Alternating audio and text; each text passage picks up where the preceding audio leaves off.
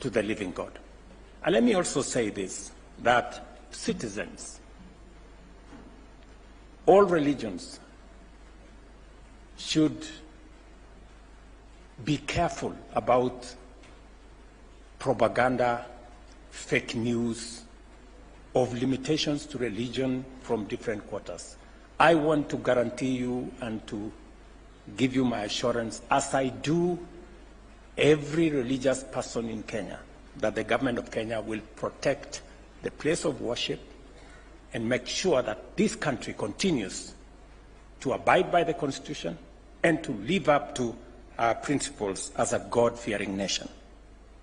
In a country as diverse as ours, we debate, we celebrate, we express ourselves, and we commemorate what we do.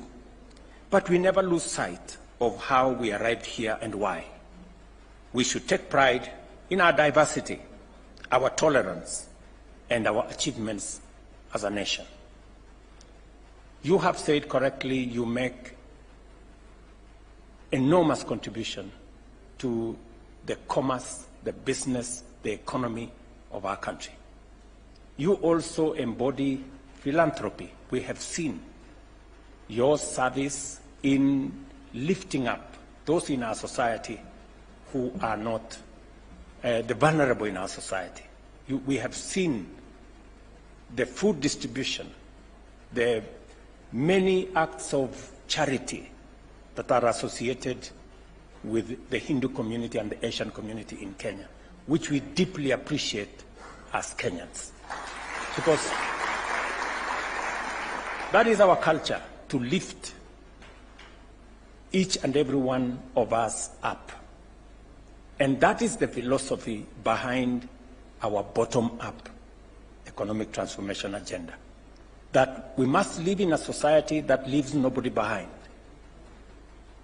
It is the reason why, as a government, and you, in your statement, you said three fundamental things: that we must feed ourselves, we must educate our children, and we must make sure that there is adequate, available, accessible, affordable health care for our citizens. Those three fundamental things are important to us as a government. It is the reason why we have invested heavily in food production. The reason why today unga that was 230 is now below 100 shillings. Because we want to make sure that citizens at every level can afford a meal. We are not quite there, but we have substantially embarked on that journey.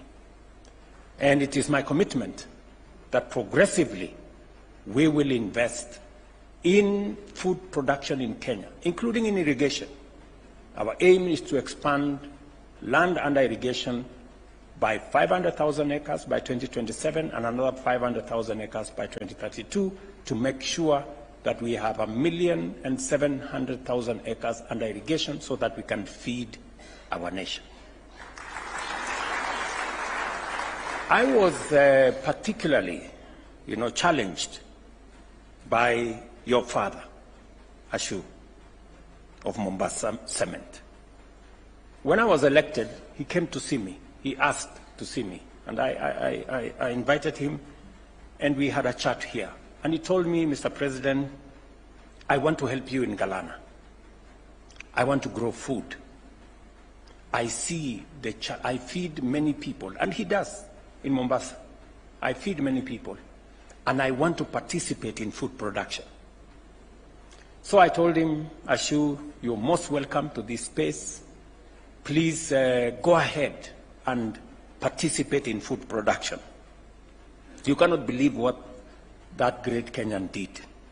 He left my office, went to Galana, and invested, I think, between 3 and 5 billion shillings. He has built 11 dams. He has done an amazing job.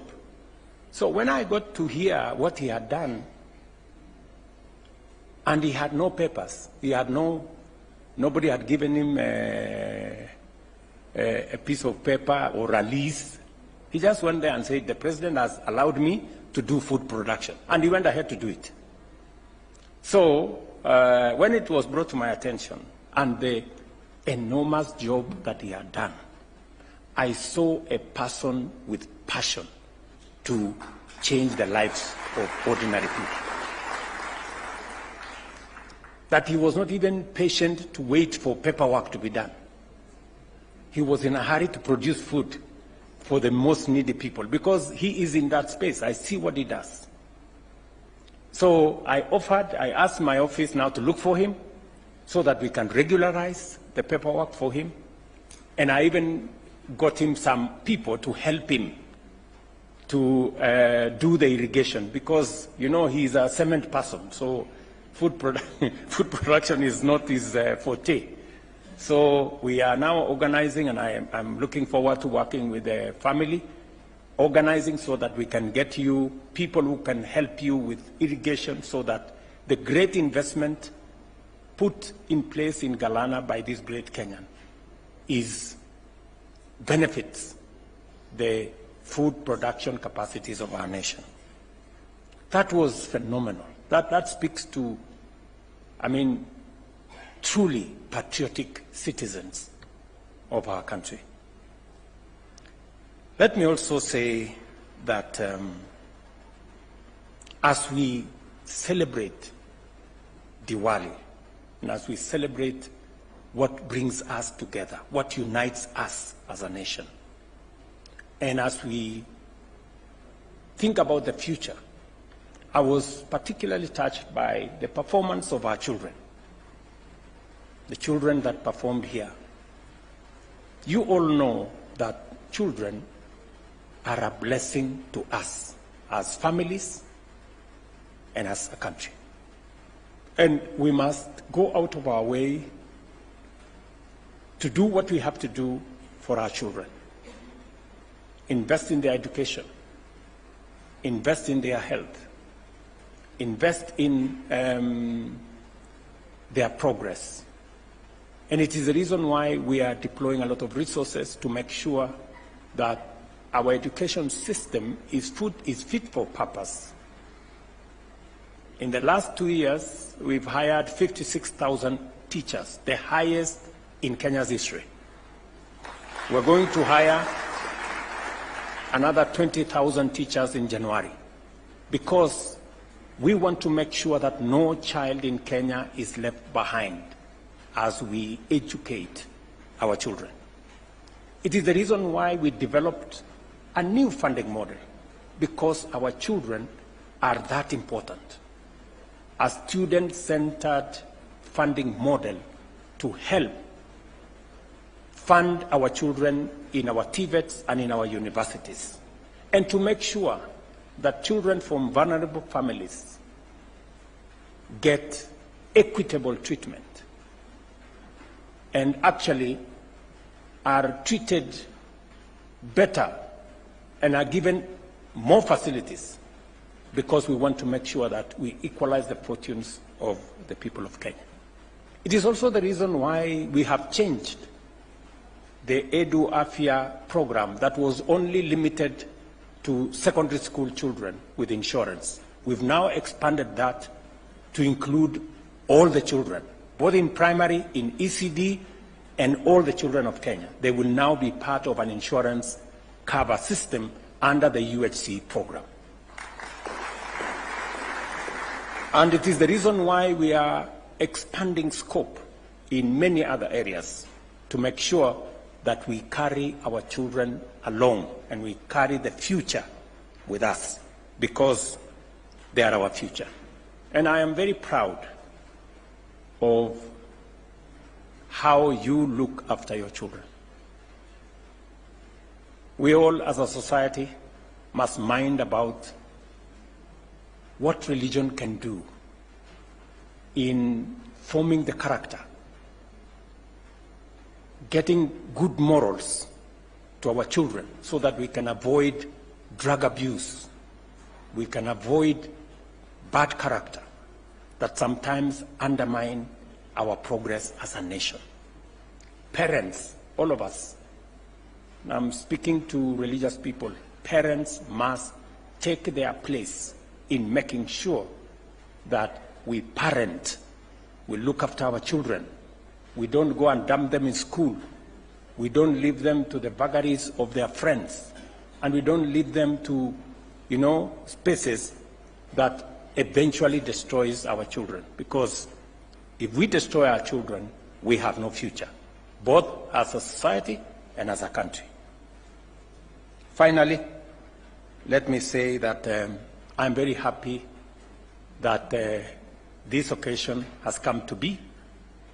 I have many friends. Kenya has great people from the Asian community in Kenya, and they have made significant contribution to the progress of our nation. Finally, let me tell you something I learned from the Asian community. Ordinarily in Kenya, when we go to church, we put on shoes. Nobody asks you to remove shoes. But I went to Rajasthan in 2018, I think. 2018 and 19, I think. 2018. So I went to Rajasthan. And then it was Christmas, and I was in Udaipur.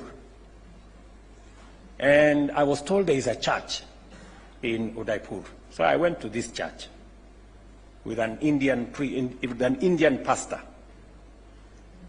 And it was very interesting to see how custom and religion can come together. So when I arrived in this church, then I was deputy president. To go into the church, you have to remove shoes, like it is done in the Hindu religion. So we had to remove our shoes to be able to go into church. And it was humbling and amazing how I saw the community in Udaipur worship God in Hindi, and it was just something else. It's not ordinary. And I invited that, I think it was called Matthews, a pastor there, an Indian gentleman, and he came to Kenya, and we support his church. That's how diversity, diversity of religion, diversity of customs, diversity of what we all believe in. So to all of you, you must believe in your country. You must believe in Kenya. We must be proud of this country, and we must make whatever contributions that we must as a patriot, as people who believe in this great nation called Kenya. Therefore, may these lights guide us towards a future filled with hope, compassion, and unity. I wish each of you a very happy Diwali, filled with peace, prosperity, and joy. And to all those celebrating this joyous occasion, and I have heard from Bimal your request on the issue of having Diwali as a national holiday. I will undertake to subject it to the process of government. The Speaker is here. If it has to happen, it has to go all the way to Parliament. But I want to assure you that we will have made a decision by the next Diwali.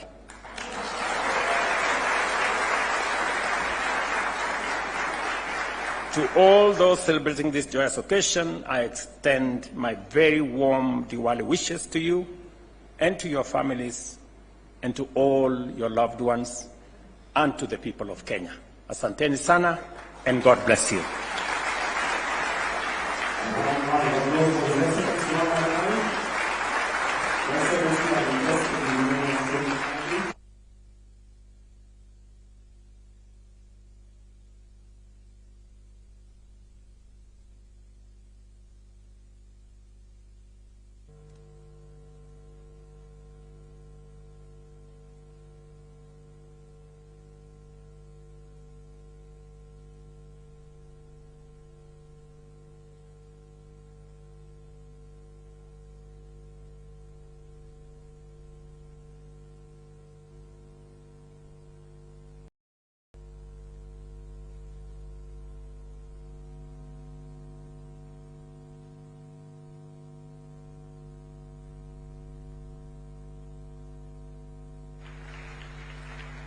And there is one more.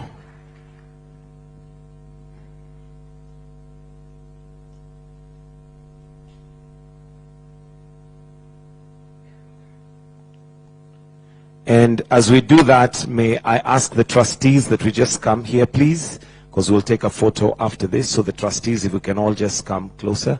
There's one more gift. There's one more gift. Please present that to His Excellency.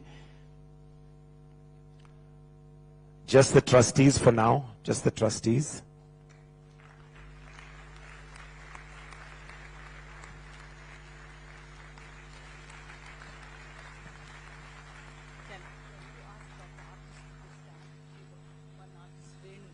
Renu, the artist, where are you, if you may stand? Renu, who drew that picture.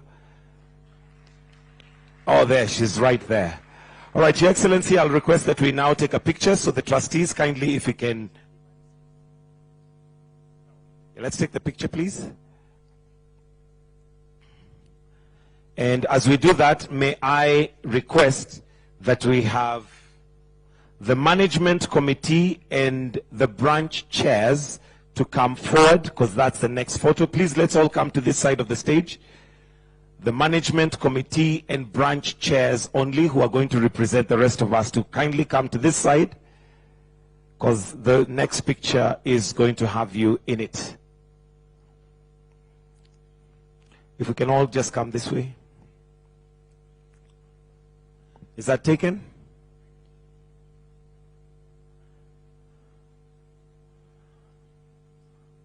All right, please, let's occupy the stage. Let's come on stage for the next picture.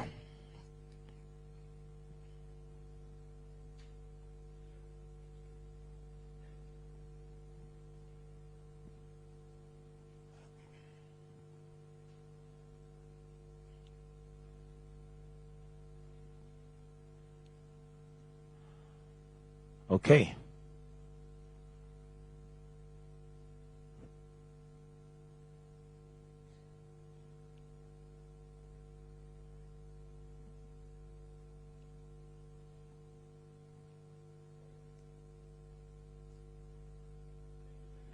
Thank you, Your Excellency. I'll request that we all then go back to our seats as I welcome His Excellency and the trustees to kindly just go where the flags are.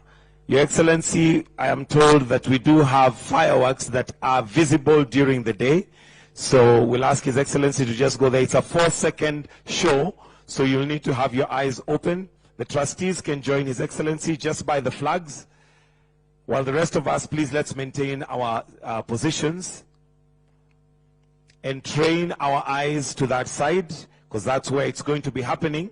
So we'll allow His Excellency to get there before we can do that. So those who are doing the fireworks, please hold until I give you the cue.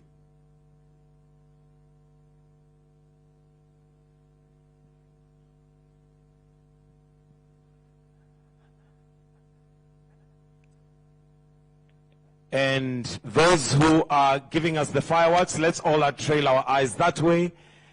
In 3, 2, 1.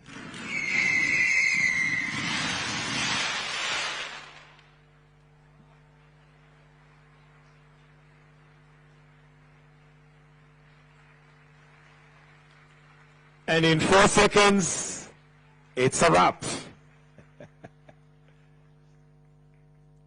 Let's now all be upstanding, please.